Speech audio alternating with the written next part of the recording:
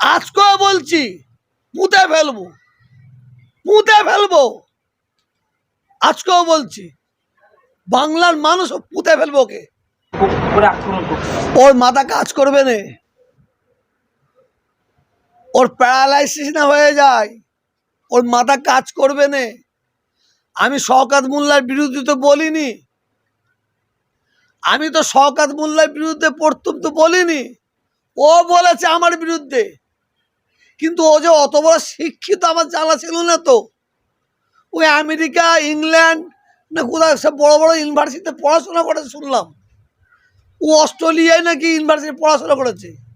আমি যে ভাষায় বলেছি যে পুঁতে ফেলবো, আজকেও বলছি পুঁতে ফেলবো, পুঁতে ফেলবো। আজকেও বলছি বাংলার মানুষ পুঁতে ফেলবো। ওকে ওকে পুঁতে ফেলবে।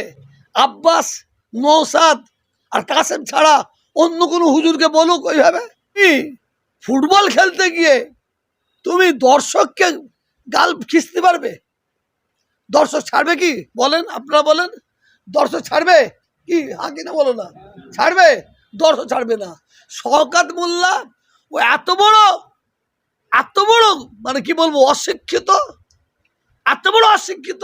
ও আমার বাপকে গালাগালি করেছে, ও আমার মাকে গালাগালি করেছে, ও আমার চাচাদের গালাগালি করেছে, ও আমার দাদুকে গালাগালি করেছে।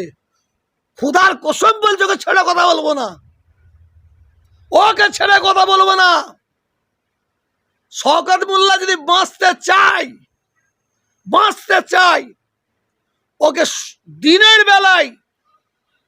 বেলায় ফুরফুরা শরীফে এসে দাদা হুজুরের মাজারে এসে মাপ চাইতে হবে। 5 হুজুরের মাজারে মাপ চাইতে হবে, ছোট হুজুরের মাজারে মাপ চাইতে হবে।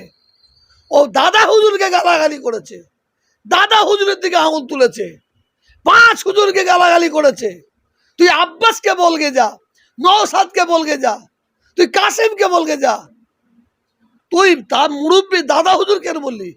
ভাঙড়ের মানুষ, ক্যানেগের মানুষ আমাকে বলে গেছে, হুজুর আমাদের রেশন কার্ড করে দেয়নি, এই কাজটা করে দেয়নি, সই করে দেয়নি, আমাদের প্রতি জুলুম করে, সব সহ্য করেছি আমরা এবারে দাদা হুজুরকে কতটা ভালোবাসি তার প্রমাণ দেবো, 5 হুজুরকে কতটা ভালোবাসি তার প্রমাণ দেবো।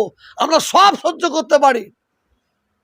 ভাঙড়ের দাদা হুজুর 5 হুজুরকে বেলা মুরিদ মুতাকিদিন বলছে, মহিলারা বলছে হুজুর হুজুর দাদা হুজুরের বদদোয়া লেগে গেছে, দাদা হুজুরের বদদোয়া লেগে গেছে।